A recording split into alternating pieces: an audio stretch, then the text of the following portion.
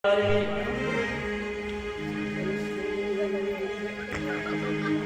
कृष्ण गोविंद हरे मुरारी, हे नाथ नारायण वासुदेवा। श्री कृष्ण गोविंद हरे मुरारी, हे नाथ नारायण वासुदेवा।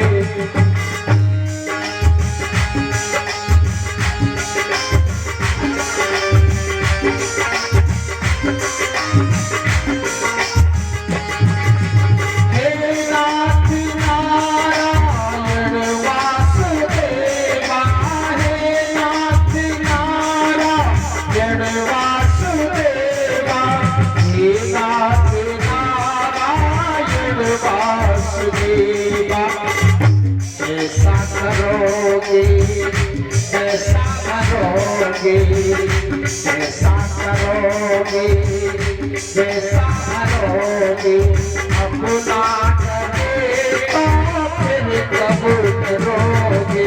श्री कृष्ण गोविंद हरे मुरारी, हे नाथ नारायण वासुदेवा।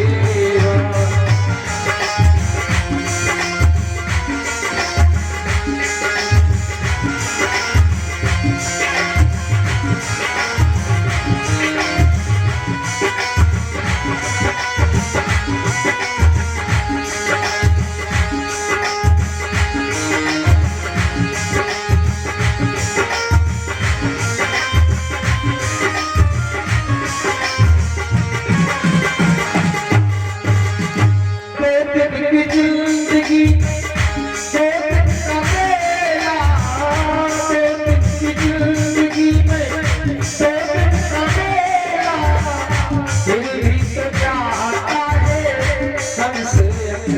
गोविंद का नाम, भगवत नाम लोगे तो कोई विषमता है ही नहीं। बोलिए सच्चिदानंद भगवान की। ना भुक्तम चीयते कर्म जन्म कोटि सतैरपि। जैसा अपन करते हैं वैसा भोगना पड़ता है। वो या पेड़ बबूल का तो आम कहां से होए। और ऋषियों, आपका जो तीसरा प्रश्न था, भगवान अवतार क्यों लेते हैं, तो भगवान राक्षसों को मारने के लिए अवतार लेते हैं, ये पूर्णतः सत्य नहीं है। भगवान का अवतार होता है। बोली सच्चिदानंद भगवान की जय हो।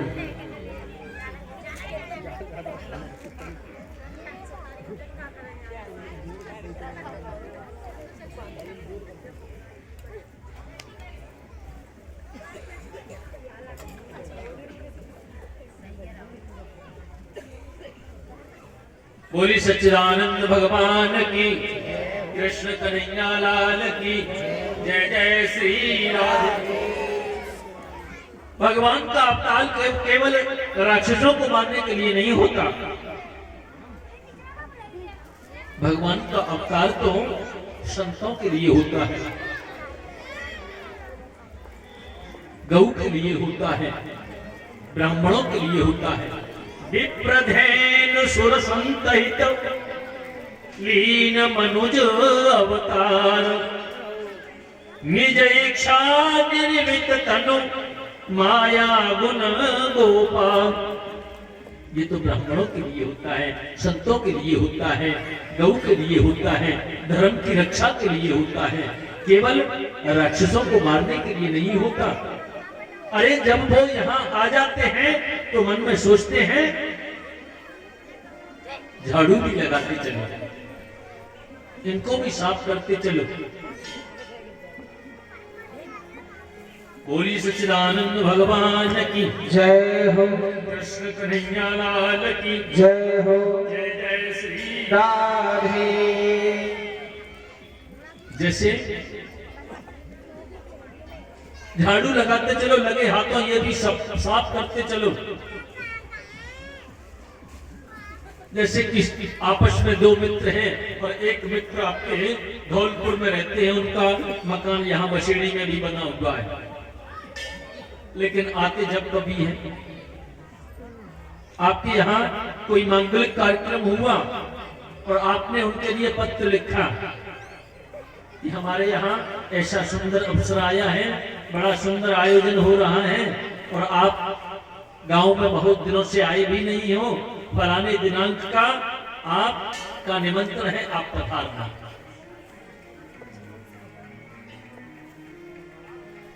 और वो नहीं आए। चलो व्यस्ततावश नहीं आए, आपके यहाँ दूसरे वर्ष भी कोई उत्सव आया, आपने फिर पत्र डाला, देखो मैंने आपको पहले भी सूचना दी थी, मेरे यहाँ बड़ा सुंदर उत्सव हुआ था, भगवान की कृपा से मेरे यहाँ इस साल भी परम रमणीक उत्सव आयोजन हो रहा है, मेरे बेटे की शादी है, दूसरे नंबर का बेटा है, इसके बाद एक रह जाएगा, इसमें आकर के आपको उपस्थित हो जाना है। और इन्हीं व्यस्तता अवश्य वो फिर भी नहीं आ पाए। तीसरे बेटे का भी शादी के लिए संबंध हो गया और उत्सव का जब अवसर आया तो इन्होंने जब पत्र डाला तो थोड़ा कड़ाई से डाला। देखो मैंने तुम्हें 2 बार पत्र डाल दिए, आपने एक भी पत्र का न तो कोई जवाब दिया, न मेरे यहाँ पधारे, मैंने आपका बहुत रास्ता भी देखा, मेरे यहाँ यही अंतिम अवसर बचा हुआ है, मेरे सब बेटों की शादी हो गई, अरे तीसरा बेटा बचा है, इसकी भी शादी है, समय हो तो निकाल लेना, यदि नहीं आए तो हमारी तुम्हारी राम राम। बोलिए सच्चिदानंद भगवान की जय। अब उसने जैसे ही पत्र देखा, अब तो उसको आना है, बोले मित्र के यहाँ बेटे की शादी है, धौलपुर से यहाँ आए, शादी में उपस्थित हुए, लेकिन यहाँ उनका मकान जो बना था वो कई सालों से उसमें ताला लगा हुआ है, तो उन्होंने सोचा यहाँ आया हूँ, ताला खोल करके देखा तो उसमें मकड़ी के जाल लगे हुए हैं, किसी कोने में चूहों ने गड्ढे बना दिए हैं, तो झाड़ू से इसको भी साफ करता चलो। उन्होंने उसको भी साफ किया। ऐसे ही परमात्मा आते हैं और आ जाते हैं संत ब्राह्मण गौ पृथ्वी के लिए जब आते हैं तो वो सोचते हैं लगे हाथों झाड़ू भी लगाते चलो, किस कोने में दंतवक्र शिशुपाल जैसे चूहे के बिल बने हुए हैं, कहां कुंभकर्ण रावण जैसे मकड़ी के जाल लगे हुए हैं, आया हूं तो लगे हाथों ये भी साफ करता चला। बोलिए सच्चिदानंद भगवान की जय, कृष्ण कन्हैया लाल की जय, जय जय श्री राधे। अब तो देखो कश्यप ऋषि हैं, उनकी 13 पत्नियां हैं। कश्यप जी के दिति, अदिति, धनुकाष्ठा, सुरसायला, बेलता, कुद्रु इत्यादि 13 जो पत्नियां हैं दिति के तो दैत्य हुए, और अदिति के आदित्य जिन्हें देवता बोलते हैं। धनुकाष्ठा के दानव हुए, सुरसायला के अजगर नाग हुए, कुद्रु के काले सांप हुए, विनता के पक्षी हुए थे, गरुड़, उनकी माता का नाम विनता है।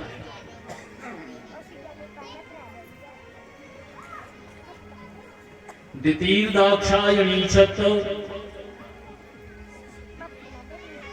मारीचम अपस्तंपति। द्वितीय देखो कश्यप जी की जो पत्नियां हैं सब पुत्रवती हैं, लेकिन द्वितीय के कोई संतान नहीं है। द्वितीय दाक्षायणी छत मारीचम कश्यपम पतिम अपत्य कामाचक में संध्यायाम निरक्षयादिता, कोई उनकी संतान नहीं है। तो संतान प्राप्ति की इच्छा से संध्या वेला में सायंकालीन समय में वो अपने पति कश्यप जी के पास में गई और चरणों में प्रणाम किया। प्रणाम करने के बाद कश्यप जी ने कहा, देवी, बोले देखो सब पत्नी आपकी पुत्रवती हैं, मेरे कोई संतान नहीं है, मुझे भी संतान चाहिए। कश्यप जी बोले, ऐसा घोरतमा वेला घोराणाम घोर दर्शना चरंती यस्याम भूतानि भूतेषां च वचास्वन। ऐसा घोरतमा वेला घोराणाम घोर दर्शना, ये जो संध्या वेला है ना देवी, ये समय संतान उत्पत्ति के लिए समय ठीक नहीं है। घोराणाम घोर दर्शना चरंती यस्याम भूतानि, इस संध्या वेला में भूत प्रेत घूमा करते हैं, भगवान शंकर के गण घूमा करते हैं, इसलिए आपकी इच्छा पूर्ति के लिए ये समय उत्तम नहीं है। ऐसा घोरतमा वेला घोराणाम घोर दर्शना, बहुत समझाया लेकिन समझ में नहीं आया। जब समझ में नहीं आया तो गर्भोपरांत कह दिया था, देवी तुम्हारे 2 पुत्र होंगे और दोनों ही दुष्ट होंगे, इनकी प्रकृति दुष्ट होगी। अब तो दिति ने क्या किया, मन में ये विचार किया कि दुष्ट होंगे तो दुष्टता निश्चित रूप से करेंगे और फिर दुष्ट तो मरते भी जल्दी हैं, कई हजार वर्ष तक उस गर्भ को अपने गर्भ में धारण करके रखा, जन्म ही नहीं लिया ममता के कारण। जब जन्म नहीं लिया तो देवता लोग भयभीत हो रहे हैं, सब ब्रह्मा जी के पास में दौड़े दौड़े गए। ब्रह्मा जी से कहा, महाराज ये गर्भस्थ, ये किसका तेज और प्रकाश है, ये गर्भस्थ शिशु कौन है इस गर्भ में? तो उन्होंने कह दिया, ब्रह्मा जी ने, मनसा में सुता युष्मत पूर्वजा शनकादय चेरुर्विहायसा लोका लोकेषु रिक्त स्पृहा। एक बार मेरे मानस पुत्र सनक सनंदन सनातन सनत कुमार वैकुंठ में दर्शन के लिए गए थे, भगवान नारायण के दर्शन के लिए गए तो जय विजय भगवान के जो द्वारपाल हैं उन्होंने इनको रोक दिया था, इनको रोक दिया था, अंदर प्रवेश न किया। जो सनत कुमारों ने कह दिया था, बोले हम तो अंदर जाएंगे, अरे हम भगवान के मानस पुत्र हैं। तो कह दिया, देखो तुम अंदर जाओगे तो हम यहाँ दरवाजे पर किस लिए खड़े हैं। दोनों में आपस में धक्का मुक्की शुरू हो गई। तो सनत कुमारों ने कह दिया था कि तुम ये समझते हो कि यहाँ इतने ऊपर आ गए तो तुम्हें मद हो गया है, जाओ पृथ्वी लोक में जाकर के तुम दैत्य हो जाओ। बोलिए सच्चिदानंद भगवान की जय। अब जैसे ही कहा दैत्य हो जाओ, जय विजय, और दोनों को श्राप दे दिया, दोनों चरणों में गिर गए, महाराज भूल हो गई, क्षमा कर दो। बोले नहीं नहीं, तुम्हें दैत्य बनना पड़ेगा। महाराज भूल हो गई, क्षमा कर दो, त्राहिमाम त्राहिमाम। तो सनत कुमारों ने कह दिया था, बोले तुम्हें दैत्य तो बनना पड़ेगा, लेकिन यदि तुम दैत्य बनकर जाना चाहो तो 3 जन्म तक भगवान से दूर रहो और 3 जन्म बाद आ जाना। और यदि भक्त बनकर के जाना चाहो तो 7 जन्मों तक भगवान से दूर रहना पड़ेगा, 7 जन्म के बाद में फिर तुम्हें वैकुंठ में आना है। तो जय विजय दोनों हाथ जोड़ करके बोले, महाराज स्वीकार है, हम दैत्य बनना ही स्वीकार करते हैं, कम से कम 3 जन्म बाद तो आ जाएंगे। बोलिए सच्चिदानंद भगवान की जय हो। तो मनसा में सुता युष्मत पूजा सन का दयो चेरूर बिहार सालों का, वही दोनों जय विजय इस समय दिति के गर्भ में है, वही दोनों हैं। जब इस प्रकार से कहा, अब तो महाराज क्या हुआ, समय आया तो हिरण्याक्ष और हिरण्यकश्यपु का जन्म हो गया। प्रलयकालीन दृश्य है, पृथ्वी है नहीं, समुद्र में विलीन है, पानी ही पानी दिखाई दे रहा है। इधर ब्रह्मा जी ने क्या किया, मरीच अत्रि अंगिरशव पुलस्त्य पुलहक्रतु भृगुर वशिष्ठ दक्षो दशमस्तत्र नारद, 10 ऋषि उत्पन्न किए सृष्टि निर्माण के लिए, और दाएं और बाएं भाग से मनु और शतरूपा जी को प्रकट कर दिया है। उनसे कहा सृष्टि का सृजन करो। मनु जी ने कहा महाराज सृष्टि का सृजन करें तो करें कैसे, पृथ्वी तो है ही नहीं। ब्रह्मा जी को बड़ी जोर से छींक आई और उनके नासा छिद्र से एक बड़ा बालक प्रकट हो गया है शुक्र विष में। बोलिए बड़ा भगवान की जय हो। अब तो छलांग लगाई उन्होंने और जैसे ही जल में कूदे, पृथ्वी को अपने दोनों दांतों पर, दोनों डालों पर लेकर के आ रहे हैं। हिरण्याक्ष आकाश मंडल में, व्योम मंडल में भ्रमण कर रहा है। नारद जी श्रीमन नारायण नारायण नारायण का कीर्तन करते हुए आए तो हिरण्याक्ष ने उनको पकड़ लिया। हिरण्याक्ष बोला क्यों रे बाबा? बोले हाँ। अरे तू वीणा बजाना ही जानता है? बोले हाँ, मैं तो भगवान के नाम का कीर्तन करता रहता हूँ, नारायण श्रीमन नारायण नारायण नारायण। बोले देख कीर्तन से काम नहीं चलेगा, मेरे पास आ, तुझे मेरे साथ में युद्ध करना पड़ेगा। नारद जी बोले युद्ध काहे के लिए करना पड़ेगा? बोला मेरी बाजुओं में बहुत खुजली होती है, इसलिए तुमको मुझसे युद्ध करना है। नारद जी बोले एक बात बताओ, मैं तुमसे युद्ध न करूं और तुम्हें किसी मल्ल या पहलवान का पता बता दूं तो कैसा रहे? हिरण्याक्ष बोला जल्दी बताओ। नारद जी ने कहा देखो, इस जल के भीतर से एक बराह बालक पृथ्वी को लेकर के निकल रहा होगा, उसको जाकर के पकड़ लो, उससे जाकर के भिड़ जाओ, तुम्हारी बाजुओं की ऐसी खुजली मिटेगी कि जीवन भर तुम्हें फिर खुजली होगी ही नहीं। बोलिए सच्चिदानंद भगवान की जय। कृष्ण कन्हैया लाल की जय। जय श्री राधे। इधर भगवान अपनी दोनों दाढ़ों पर पृथ्वी को लेकर के निकल रहे हैं और हिरण्याक्ष ने जाकर के उनका रास्ता रोकना शुरू कर दिया। बार बार सामने खड़ा हो जाता है, भगवान रास्ता छोड़ करके चलते हैं। बड़ा भगवान रास्ता को बचाते हैं और वह हिरण्याक्ष तुरंत सामने आ जाता है। हिरण्याक्ष ने देखा, बोले ये कुछ बोलता ही नहीं है। अरे झगड़ा करने वाले के लिए कोई ना कोई बहाना तो चाहिए। सामने खड़े भगवान और हिरण्याक्ष सामने जाता है, वो रास्ता बदल देते हैं। तो तुरंत हिरण्याक्ष बोला आहेन में हिरण्य मही विमुंचनो रसौ कशाम विश्व सृजे अमर पिता न स्वस्तया सैनाम में छत सुरा धमासा जत सुपराकृते। अरे बनगोचर, इस पृथ्वी को लेकर के कहा जाता है, तुझे नहीं मालूम?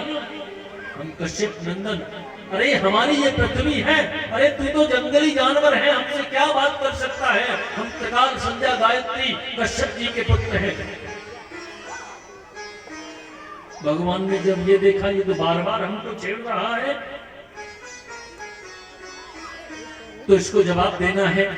भगवान बोले सत्यम वयम भो वन गोचरा मृगा युष्मद्विधान मृग एक राम सिंगान न मृत्यु पासै प्रतिमुक्तस्य वीरा विकर्तनम तव ग्रहणन्त्य भद्र।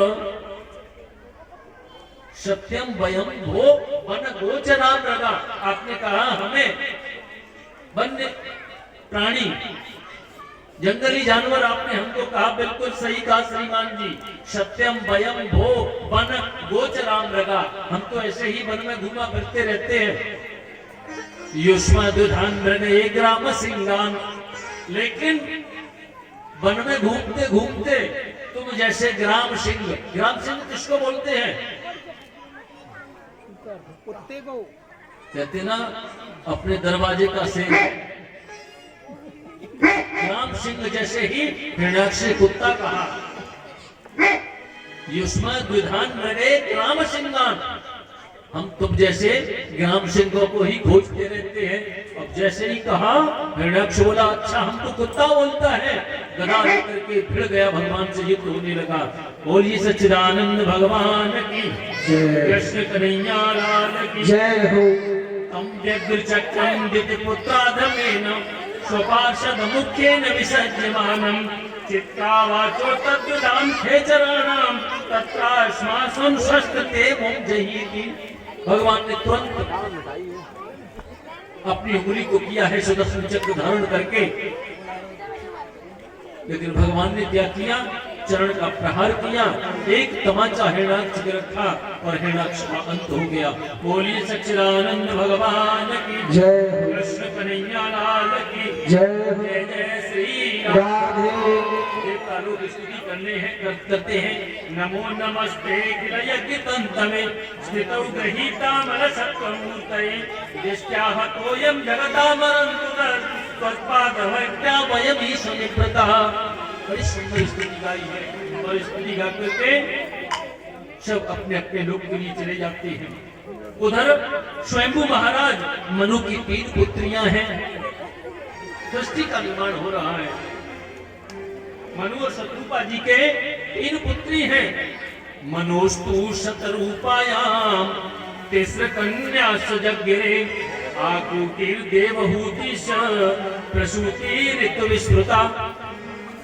आकुति, देवहूति और प्रसूति 3 पुत्रियां हैं उनके, और 2 पुत्र भी हैं उनके, प्रियव्रत और उत्तानपाद। बोलिए सच्चिदानंद भगवान की जय।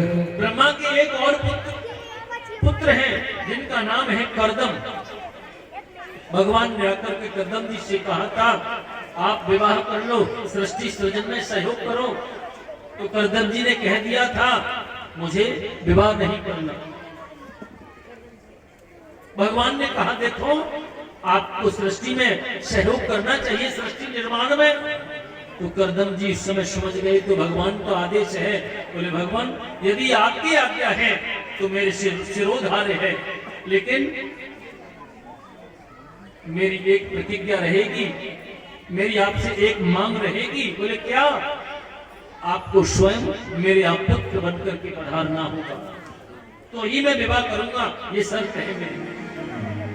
भगवान ने उस समय कह दिया था, ठीक है, हम तुम्हारे यहाँ पुत्र बनकर के आएंगे। बोलिए सच्चिदानंद भगवान की जय हो। कन्हैया लाल की जय हो। अब तो देवहूति मना तात कर्दमायात्मजामनि तत्संबंधी सुप्रायम भवता गतो मम।